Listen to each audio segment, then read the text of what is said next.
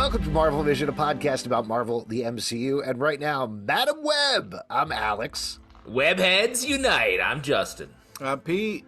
And if you haven't seen the movie in theaters, which is most of you probably, spoilers are going to be here.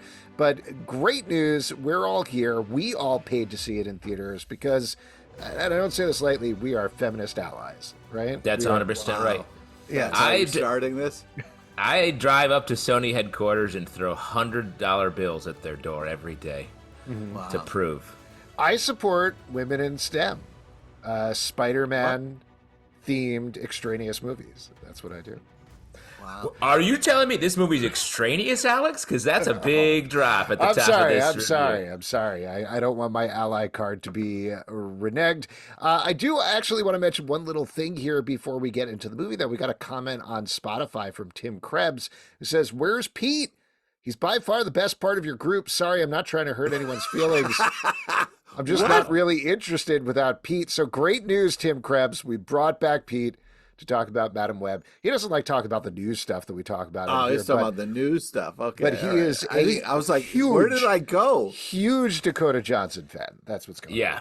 Oh, wow. Pete, you got to rejoin the news team. We need you out there. Yeah. Pete, I wish you could all see this on video. He has so much 50 Shades swag behind him right now. Like all the DVDs. All the books, he's covered in it. He's covered. That's right. It's sort of gross. It's like his Venom suit in a way. Dakota Johnson is my safe word. Wow. Well, that's anyway, beautiful.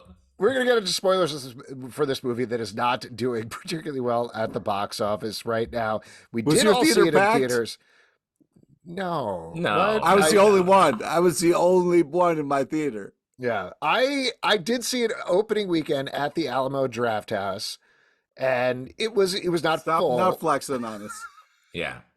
A lot of people are flying down to the Amazon to watch it, like the filmmakers intended. Smart. Yeah, smart. That doesn't take too long, as far as I understand. It's very easy. I was really do it in hoping an afternoon. we could put this off until it came out, and we could watch it in the comfort of our home and then review it. You know what I mean? Put this review up until it's over. Yeah. What do you think this is? Aquaman 2? So, come on! Roasted. If you haven't seen this movie, here's a brief overview of the plot. We meet Dakota Johnson's character. Good luck with this, bro. I'm going to keep it very short. I'm excited to hear. Who's named Cassandra Webb. She discovers during a near-death experience that she has powers to kind of see the future. Hold on. That doesn't come till later. Let me just finish this part. I'm doing the brief version. And she also finds out that she's connected to three other characters: Julia Cornwall, who's played by Sydney Sweeney; Anya Corazon, who's played by Isabella Merced; and Maddie Franklin. Just shut up. Tim, this is what you brought on. This guy who won't stop talking. You happy, Krebs? You happy, Krebs? Krebers, appreciate it. Mr. Krebs. This one goes out to you, Krebs. I love you, Mr. Krebs. Maddie Franklin, who is played by Celeste O'Connor, and they're all being stalked by a guy named Ezekiel Sims, who is played by Tahir Rahim, who has seen a vision of his own future after killing Cassie's mom in the Amazon. And he has a technology that can remove masks, so you can see underneath people's... You got to stop. Just give me a second. You have plenty of time to shit on this movie. Imagine the technology. So Ezekiel is stalking them. Cassie tries to save them while she figures out her powers and how they work. And ultimately, of course, they beat him using a tried and true superhero technique, which is a Pepsi sign.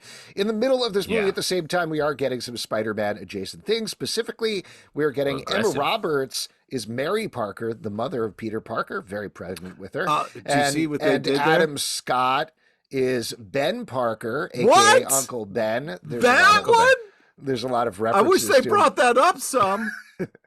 Well, I'll tell you what, my wife didn't notice it. So there you go. My wife. Yes, there's another flex that I have. Did she just wake up out of a coma? She doesn't know who. No, she did have to leave halfway through because my son got scared. A horrible plot? Yeah, he got scared that this is the future of filmmaking. Of filmmaking. He's like, is this the best we can do? I'm out. Yeah. These plot holes. Yes, they went into a 70 millimeter showing of Oppenheimer, and he was just fine. It's like, Yeah, this he makes went a lot outside, of sense. put on another tie, and then went into Oppenheimer. Anyway, there's the rough overview of the plot. Also, Zosha Babbitt is there. And Yes. so I did see it with some people in the theater other than my son and wife who left halfway through. Justin, how was your theater experience? Similar to, like, I saw it a little bit later than you, so mucho MTO. And that's fine. It doesn't damage my perception of the movie. I don't need a crowd of screaming You don't need a fans. crowd of people to have fun and have all the reactions No, with. all the screaming fans are in my brain. So that's fine. I don't need the exterior. So it's already packed when you go into an empty theater. Exactly, They're all in 100%. your mind. They're all there. I feel the theater in my brain. Wow. The mind's eye. You know, there's a lot of big philosophy at play. In your mind's eye theater, how many Zelbins are in that one, if it's packed? It's full of Albans. Full of Zelbins. That's too many Zelbs. Yeah. You can actually, you can order that. You can get an Oops All Zalbin screen. Oh, that would be it. It's not that much extra, I got to be honest. Let's jump into reactions of the movie. I'm going to start off because I imagine I will have the most controversial opinion here. Ooh. I didn't hate it. Well, let me say, because I heard your take, and there's some good things. I mean, obviously, I feel already? like This is the first time we're recording this. How'd you hear his take already? some people talk outside. I don't talk to It's Krebs. been several weeks since the movie came out. Yeah. Oh my God.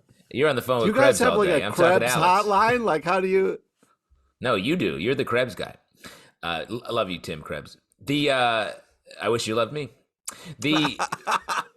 There's some good parts to this movie. Honestly, it's another like thing where this movie is just way overstuffed with nonsense. When the bones are, I thought, pretty cool. Like the Final Destination stuff, when we get to see her powers coming into focus, I thought that sequence was cool. It then gets way overdone by the end of it, where I'm like, all right, we know she's having a vision. We don't need to see it twice, my guys. Seeing the trio of Spider Girls was great. I thought that was cool. I wish we saw all of that movie where they were coming together. That was kind of frustrating to get a tease of that and then never deliver on it. I almost rather would have had none of that, frankly. Like, I don't even think we needed that necessarily because, to your point, Justin, the thing that So you're saying put less women in movies is what you're saying. Is that what you're saying, Alex? We've juiced Pete up with your Yes. Spotify comment. This is a rare me saying it's good and then Pete gets annoyed. That's exactly. a reverse of our usual dynamic here. Yeah. The main thing that I liked about it before we jump into the Spider Ladies of it all, Dakota Johnson is very dry and funny, and I don't think all of the jokes hit, but there are several jokes that like were legitimate jokes that she actually delivered as jokes, and they were pretty funny. And then there was a lot of other things in the movie that were so insane and ludicrous that they were laugh out loud funny. Like, I don't think it's on the level of like, this is a camp classic we got to watch every single year or anything like that.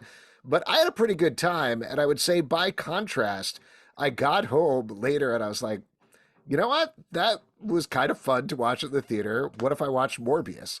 And I watched Morbius after that. That is such a slog.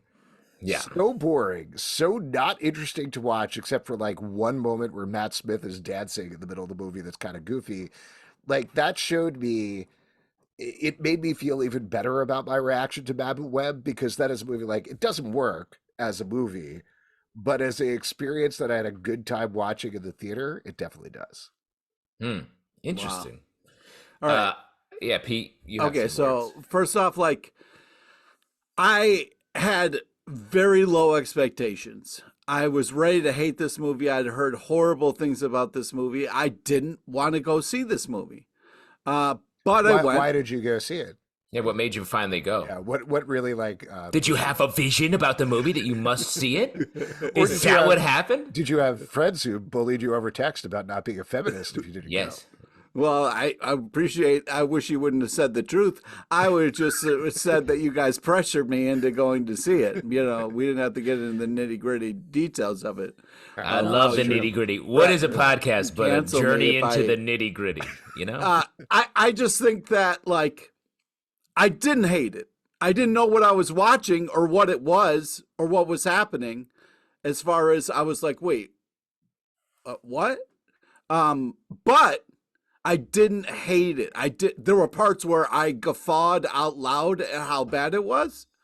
The part where it was like, with great power comes sometimes maybe later responsibility. Was No, it wasn't that. It was that like line was ridiculous. Sometimes when you have power, responsibility shows up. No, it was great. It was the absolute flip. We know what the line is, and they went all. They fought. Yeah, it was every part Justin. Say what it was because it was the it was like right? it was like with great responsibility can sometimes lead to great power. I was like, get the fuck out of here. That's a horrible misunderstanding. My favorite goofy part that we keep doing at home since we saw the movie, specifically me and my daughter, because we were the only two people left alive or whatever watching it. But the point when she somehow goes back in time and visits her mom, right? Dakota Johnson's delivery on the line, "You did it, Mom. You did it. I didn't even know I was sick."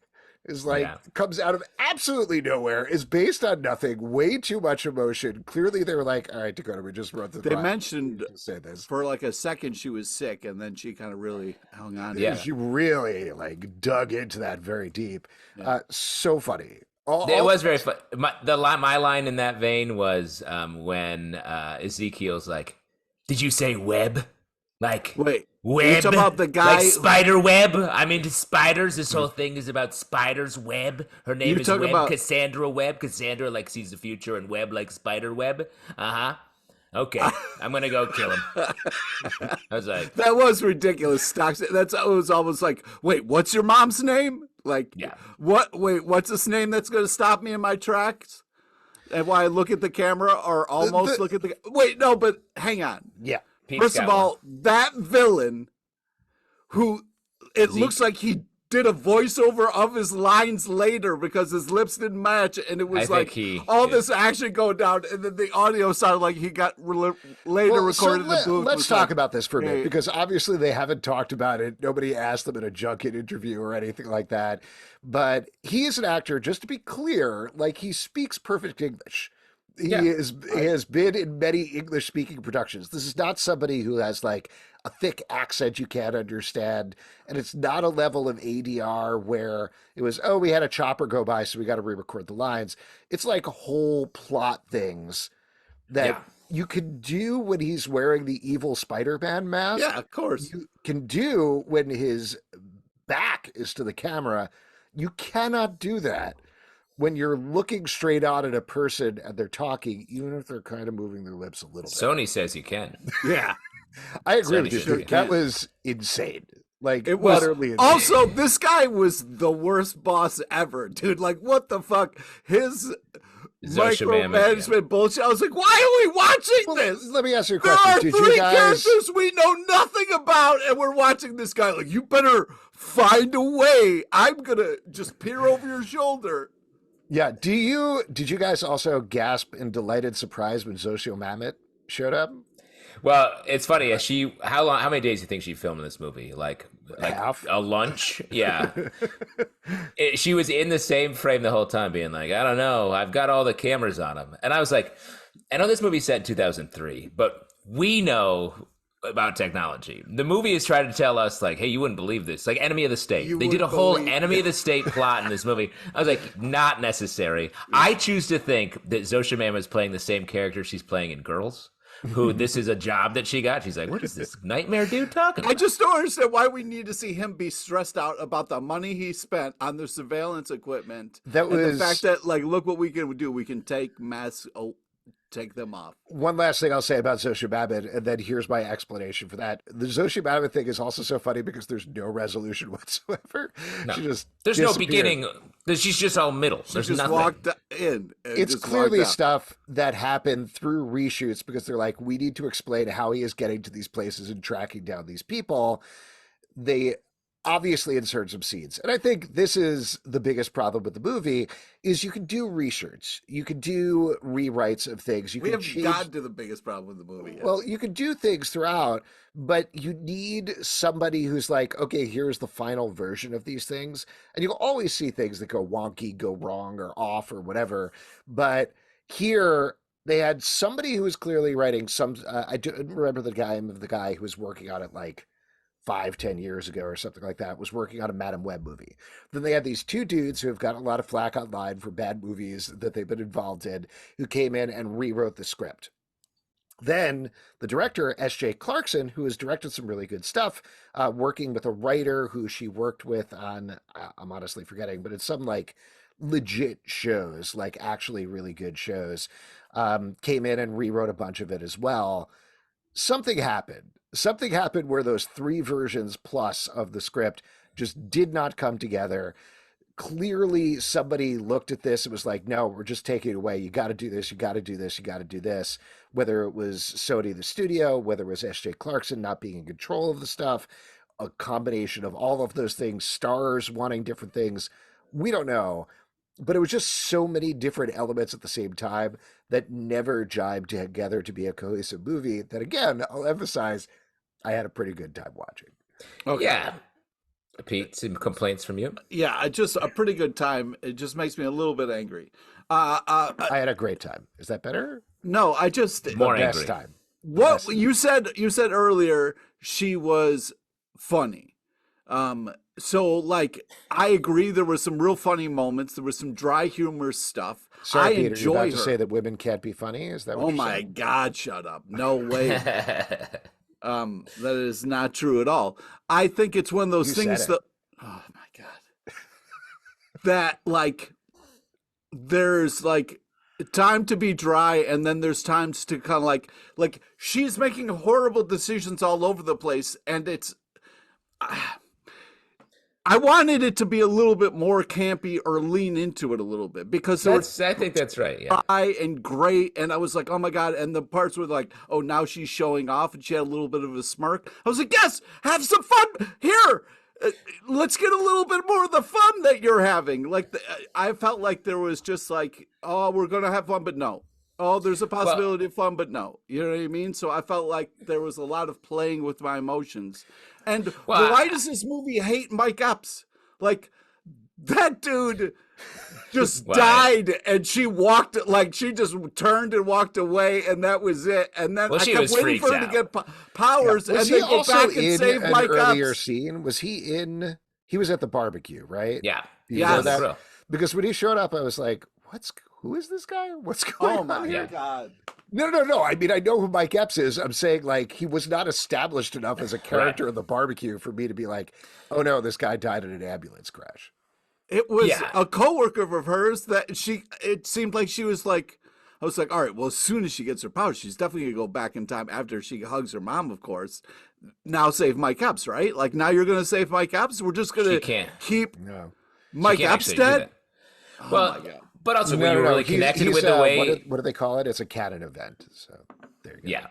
Yeah. You really connected with him when he was flipping those burgers on the grill? You were like, he was destroying burgers. That's not... I'm just saying, like, Mike Epps, a great comedian, actor, fun person. You see him, you're like, hey, I know that guy.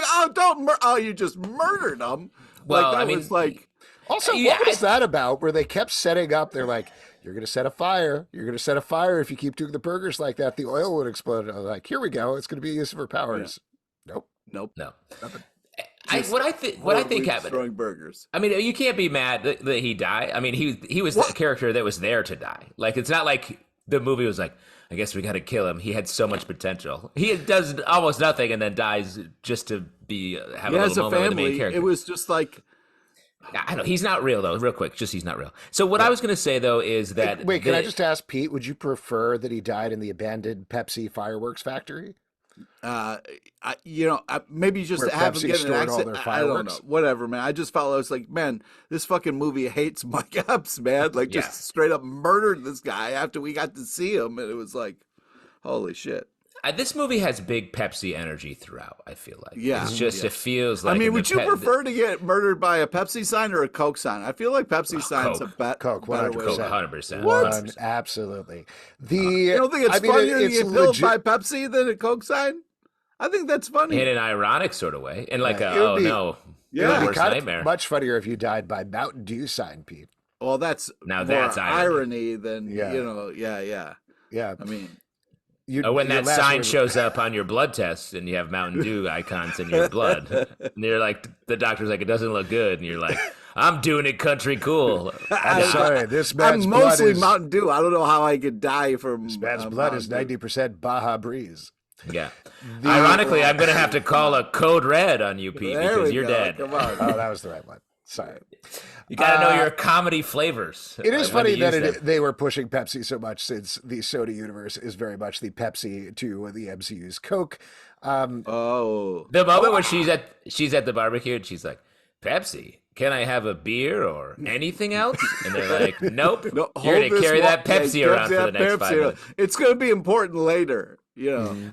It's See, that's foreshadowing. her web powers. Yeah. Working What even about then. what about speaking of her web powers and Pepsi? In the final, so when she first has the visions, when she dies, she pictures the S, right? No. Yeah, she pictures the S Yeah. on the logo falling down through the water. And then in the final fight with Ezekiel Sims, she's on the sign and she's looking up and she sees the S is loose. And she's like, okay, I got to shuffle back. And she's shuffling back and looking at the S and shuffling back and looking at the S. And then the P falls on him and kills I him. know. I was like, that's a twist. That counts as a twist. And of That's course, an M. the Night S Shyamalan was, shit. the That's S like was an for ad- Spider-Man and the P was for Peter Parker, right? There we go. I don't think you're allowed to say that name even on a review of this podcast. Yeah. Due to What was contractual that reasons. about? Is there some... No, they're not allowed to use actual Spider-Man stuff at all. They can't touch Peter Parker, so that's why the balloon popped anytime it was about to say Peter. I was like, guys, you can't lean that hard into this and do that. But I think that's the core problem. I think the problems of the movie boil down to the backwards power responsibility line. This movie's trying so hard to be Spider-Man when just be this movie. Because this Anything movie else, had yeah. good bones, I think. The final destination can't of get- it all, I thought was really cool. The moments when it's her doing Final Destination with these three girls, and they're sort of like, "You're weird," and she's like, "You're dead, almost dead." Like that stuff's fun, and they could have just done that all day, and instead they made play Twister with the Spider-Man universe. I totally agree with you on that. The plot synopsis keeps calling it like a very different thing for Sony, more of a thriller. And I kept thinking the entire time, if they'd jettisoned mostly everything and it was just Dakota Johnson, like you're saying, trying to save these three girls in a slasher movie type situation, maybe even, they start getting killed off over the course of the movie, like make a straight horror movie out of it. That's much more interesting. Like maybe don't even show us Ezekiel Sims Maybe that was one out of of the costume or anything. I think maybe it was. I think they were I going for bet. something like that. And then somebody was like, no, you got to have Mary Parker and Ben Parker in this movie. That's super important. Okay. Well, and I would also say just one last thing on sort of what the overall trajectory of this. I bet this movie started there, like we're saying, horror, thriller. There was more over the plate, simple plot. And then I think Sony was like, maybe 2 years ago, year and a half ago, was like, oh, this is it. This is our Iron Man. We're going to blow out this female-centric Spider-Verse. Screw Morbius. We're done with that. We'll do these other ones. This is the one we're going to launch the franchise with. Because the way the movie ends is like, Madam Web's in the chair, and you got three random women who stop. are... Wait, There's- hold on. no. You can talk You're about driving that. me nuts. You're bouncing all over the place. Let's do it one thing at a time. making one point, and then we can talk. Stop We're not dying. Except I had a My vision that head's your gonna head's going to explode. explode. Yeah. See? But what I'm saying, I don't know how each of them were going to separately get spider powers and somehow be friends. Like, that's insane. But they were like, this is going to launch our female-centric Spider-Man franchise. And then all of Marvel and DC continued to blow up. They were like, we have to shrink this movie way down, cut a lot of the world-building stuff, totally change Ezekiel's shit, and just make this a standalone movie that ends in a place we might pick up on, but we're not going to. So it went from skinny to bloated to skinnier again, and that I think is why there's all the ADR and reshoots and all that nonsense. Do you think this is what I think happened? The notes came back and they're like, hey, this is good, but there isn't enough vehicular manslaughter going on. What if every time Madam Web needed to do something, she was behind the wheel and That just in my so can we talk about the ambulance scene in Times Square for a second? Because my two favorite things, one, I was like, oh yeah, she finally has her classic Madam Web vehicle, an ambulance, Yeah. just driving around. It's sweet. just And hilarious. then Steals that. absolute funniest piece of blocking to me was Ezekiel Sims on the car where everybody's in the car in Times Square. She somehow goes to that parking garage, smashes through the Insane. billboard at Billboard. Times Square, and Yeah. the way it arced, she would have missed him, except he jumped on the car in front of her ambulance so Yeah. she could hit him. The idea Also, that her, Obviously. Also, I don't know if you know how parking garages work. They don't just have holes and then put billboards up. You know what I mean? There's you usually sure? like a wall there. Are you sure? Are you some sort of parking garage architect? Pete? I don't think it would do well if you had just No like mean, railings? yeah. the idea that her just put up a billboard. superpower besides visions of the future is just being an absolute maniac. And Just everyone's like, a sick. boss behind the wheel. Like, also, there were so many ideas, and I was like, how did you get from being born in the Amazon to an EMT worker who's just a maverick behind the wheel? Why, there's a lot of things that happen in a person's life, Pete. Yeah, I think just- about it. Think about the whole span of your life and all the different lives you've lived. How did you Hey. get from where you started in a gutter with some ooze as a turtle to where you are now on a podcast?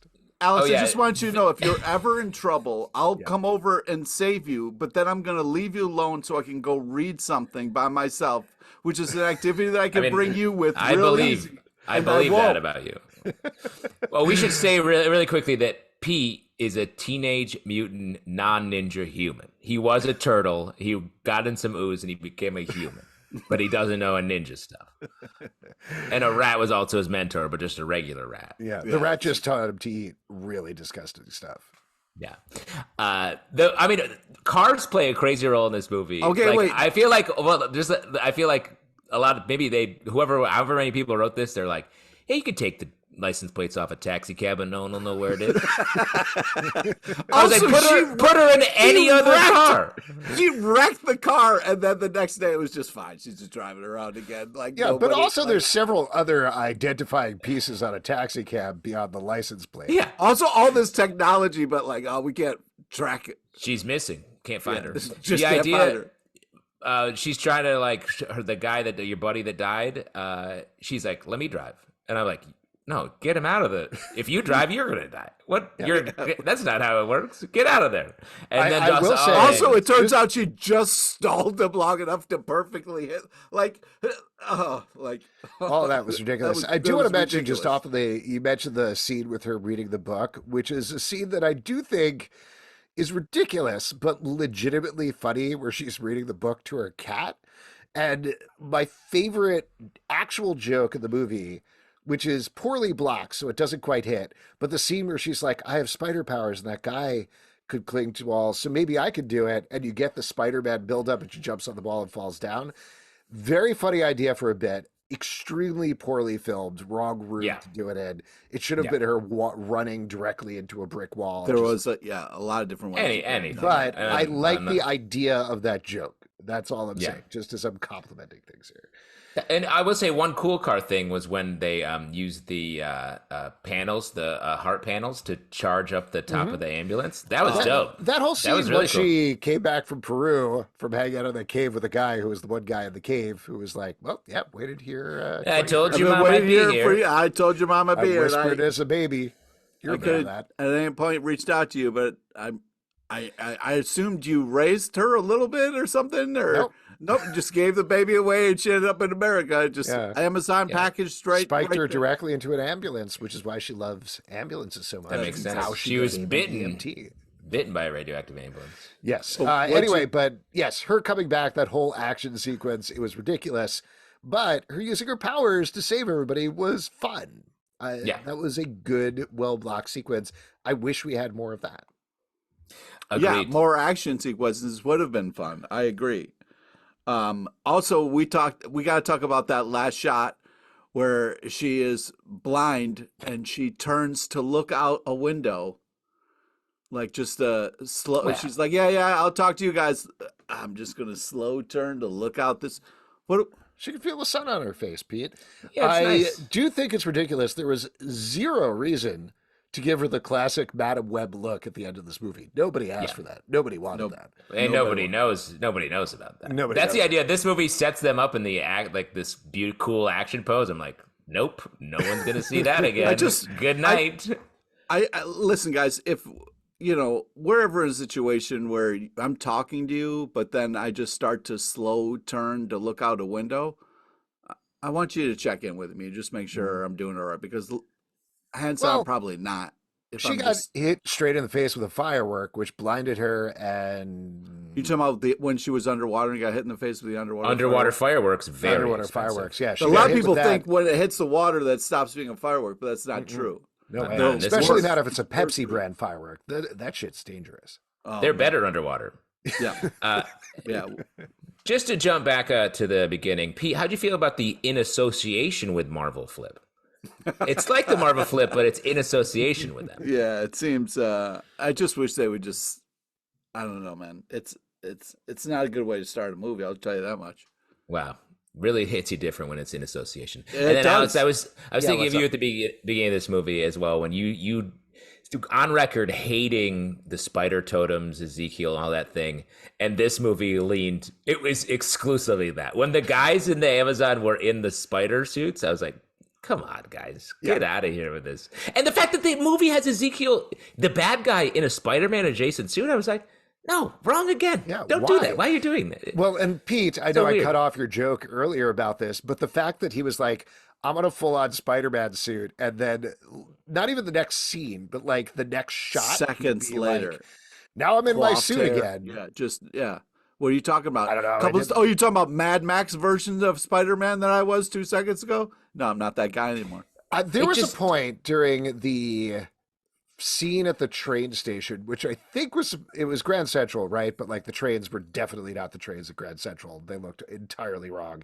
Yeah. But that scene where like he's attacking, Ezekiel Sims is wearing his suit and he's attacking, and then there's also stuff of him in the evil Spider-Man suit. I was full on convinced by the end of that scene that the guy in the Spider-Man suit was actually whatever his name was down in Peru protecting them, and that was going to be some Oh, sort of interesting. movie. Did I you wonder like look also down if at your phone for a little while or something, or did you get no, lost? because he was walking through the train in his suit, and then suddenly he was in the Spider-Man suit, and he was pulling the cops who were trying to attack Cassie, Dakota Johnson. What's your name? Yeah. I'm having a vision. Cassie Webb. is her name. Cassie, Web. Well, it seemed maybe like they were at cross purposes. maybe there's a different version of this movie where in like the comics, Ezekiel sort of is positioned as a good guy at 1st. Mm-hmm. And maybe a much longer version has a reveal that he's actually the bad guy. Yeah. That also reminds me of one of my favorite ridiculous things is they spend so much time talking about how he is walking on the ceiling, and they're like, no, he can't possibly be doing it on his feet. He's using his hands. His hands are sticky like a spider. That's how he's climbing. And then I think the next time we see him, he's walking upside down on his feet on the ceiling. Not a great attention to detail. Yeah, that's. I'm not sure who is watching this movie, but I don't think anybody anyone watched it all the way through because, the editing also. Yeah, it was like. The editing was a little weird, but there were some cool one-er shots, especially in the sort of early middle when she's figuring out her powers. And shouts to Ezekiel. The hardest, I think, I would bet the hardest place to pick up a single person would be at an opera. No, all you gotta do is you drop the program and you're good to go, baby. The odds of meeting another single person at the opera? That's insane. And he picks her up and What takes are her you home. talking about, dude? Opera's all singles, just waiting I around the truly lobby, don't know. just like hanging out, looking to see who's going in. Yeah, You're involved in sort of an opera sex community? Sounds like it. Can we talk about the Spider Girls a little bit? So we've got Yes. Sydney Sweeney, I would Isabella like to. Merced, and Celeste But the O'Connor. movie didn't want us to talk about them at all. Not much, but I think they did have a good rapport with what they're given. The scene of them hanging out in the woods and I ribbing love each them other all was as fun. actors. I think they're great. It's just crazy how famous Sydney Sweeney is now, and the fact that she's sort of barely in this movie, and is like the sort of straight over the plate boring, quote unquote Mm-hmm. boring one. I was like, wow, you missed opportunity from a movie perspective here, given her current role. Yeah. Well, what do you think happened there? Because there was a lot of chatter, and I think this was just red carpet talk, but there was a lot of chatter with them talking about like, I'm so excited to join Marvel. I love all the Marvel movies. Can't wait to be in more Marvel movies. People are like, oh no, they were tricked into joining the MCU. I don't think that's possible, right? Like No. they had to know what they were getting into. Yeah, but I also think they were like, yeah, this is probably. I bet it was sold like I was saying, like this is the Iron Man to a new like female centric Mm. Marvel Spider-Man movie franchise, and they were like, cool, we're on board. We'll do this movie where we're not as big roles, but then we get our own Yeah, the spin-offs next movie, where we yeah. all get to become I felt like Spider this Women was- in their own way. I felt like this was a weird zero issue for the next movie. You know what I mean? 100%. Because And I was again- like, again, that's yo, just- How this do you next think- movie is going to be great. How do you think they got from the point of forgetting for a second how all three of them got spider powers somehow almost simultaneously? Yeah. Why 10 years down the road did they decide to murder Ezekiel Sims? Because that's something else that's never established. They're like, they're going to come and kill me in 10 years. I see it every night. In my It seems dreams. like he's a dick boss. You know what I mean? Imagine that 10 Oh, years yeah. later, how much of an asshole So he they is. went out to Well- drinks with Zosha Mamet, and she was like, he's forcing me to just like sit at this desk and look Yeah. at cameras. You got to kill this guy. And they're like, on it. She's the mastermind. The great post-credit scene that would have been. Oh, I do think, I bet if I were thinking of this and had to explain it, I would say he does try to kill them just much later, and his increased visions keep moving up the date he needs Okay. to start killing them. Yeah, that is makes my sense. guess. That's definitely implied. You kind of touched on this before, but if Zosha Mamet hung out with the three of them, we could have Spider Girls. Yeah, They're like girls, but Girls, but spiders. Spiders, Yeah. Spider Girls. same storylines. Yep. The Well, go ahead. Nothing else to say. No, go ahead, please. I was gonna say the just the Mary Parker, the very weird baby shower scene. The Ben, this is God. Ben Parker. You are out of control. You're happy with your wife or future wife, May. Great. Yeah, but he also can't say May. Like it's Yeah, he can't say- specifically. Well, because they're the Aunt May characters in Marvel. He can't Oh, say okay. May and Peter. That's why they're just dodging those bullets like crazy. Huh. But the Mary Parker stuff, where she's like, "Yep, Richard, he's in Mumbai, Shanghai. I can't keep track of him." I was like, "What?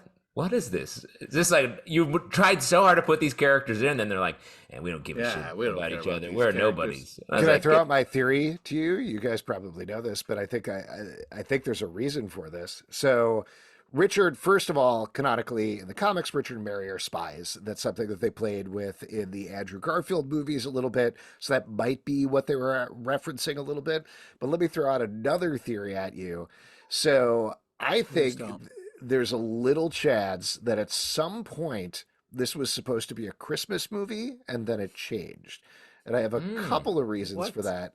Interesting. So, okay, so I'm trying to remember there were three. This is not a Christmas movie, man. Well, hold on. First, there was not even a mention of. There's no. it's coming to you. You're getting a vision now of the moment Nope. when they mentioned Christmas. Nope. After she gets in her accident, she gets dismissed from work and she gets sent back home. The first thing that she does is she watches the classic version of A Christmas Carol, which is a patently insane thing for doesn't mean- anybody to do Someone outside watching of a the movie. corridor. Would you ever watch A Christmas Carol at any point other than between No. Thanksgiving and New Year? If I'm Dakota Absolutely Johnson, not. I do. No. I mean, we I'm won't even looking get at into the film.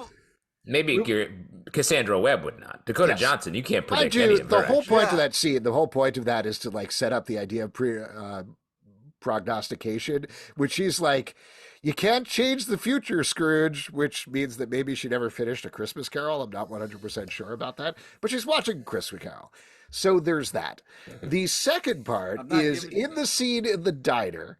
In the scene in the diner, the three girls hear Toxic on the radio Mhm. by Britney Spears. The radio DJ says, "Hey, this is off her new album. It hasn't been released as a single yet, but I think it's going to be big." And everybody knows the words and loves the song, and they start dancing on the table and singing along to Toxic. The album Toxic was released at November 15th, 2003. It wasn't released as a single until January 10th, 2004. So this movie has to take place somewhere between those two dates, right? Just so everyone knows, Why are you? Alex is giving off big Charlie Day murder board meme energy right now. Now, here's the thing. If you look, the way that they're fun? dressed, it doesn't make any sense, right? That it would be winter in that cult. Except if you look at the weather patterns from 2003 in December, you'll see that there's a couple of extremely warm days that went into the upper 60s, including December 11th, which is when I think the barbecue probably happened. That's probably when the barbecue happened. Why would you have a barbecue outside in the middle of winter unless it was warm outside, right? Now, here's the thing. If you think about the timeline of the movie, she was dismissed from work for a week. A lot of stuff happened. They go for the hotel. It was nice out. And then she says, I got to go to Peru for a week. So there's at least 2 weeks where this movie happens. If you go exactly 2 weeks from December 11th. It happens over a 3-week period, the movie. It takes 2 place weeks. over Why do you say 3 weeks? Because I was watching reviews of this movie, and they said it was 3 weeks. It's 2 weeks. Because here's the thing. What? December 11th is the warm day. 2 weeks later, December 25th, Christmas. Christmas Eve is the point when Mary, a mother of the future Messiah, whose father doesn't seem to be anywhere around. You got to get out of your basement, man. She is you're in too attended deep. by 3 wise people, the 3 Spider Girls, and gives birth to the future Spider Messiah on Christmas Day. Wow, that's beautiful. So I think The idea that you think the fuck people who happened made to this you? movie had pinpointed a warm day in 2003 to build their movie around. I wish they were trying that. Well, I hard. will say, in all seriousness, the Pepsi Cola sign on the Pepsi factory is a real thing in New York. Yeah. It's in Long Island City. I lived near it for many, many years. Yeah, But isn't it on the thing. ground?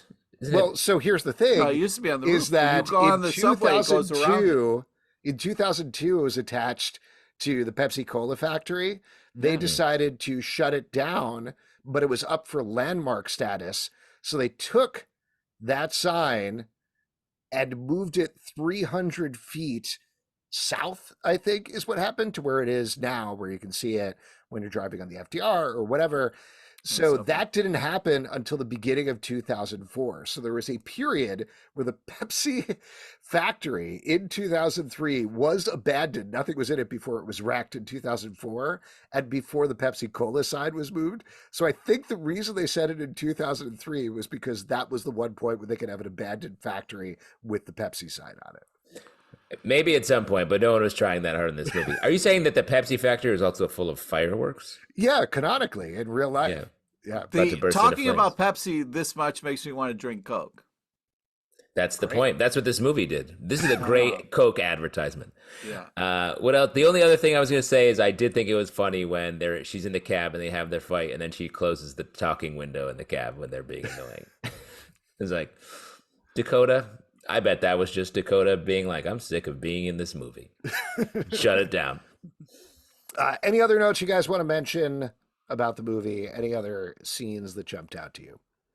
Yeah, I just wanted to say overall I thought I wasn't mad at any of the acting choices or any of that. I felt like that's nice. the people were delivering on a on a level, you know what I mean? That's really nice. Not high level or low level, just A level. A level. That's a great. Put that on the poster. This movie delivers at A level.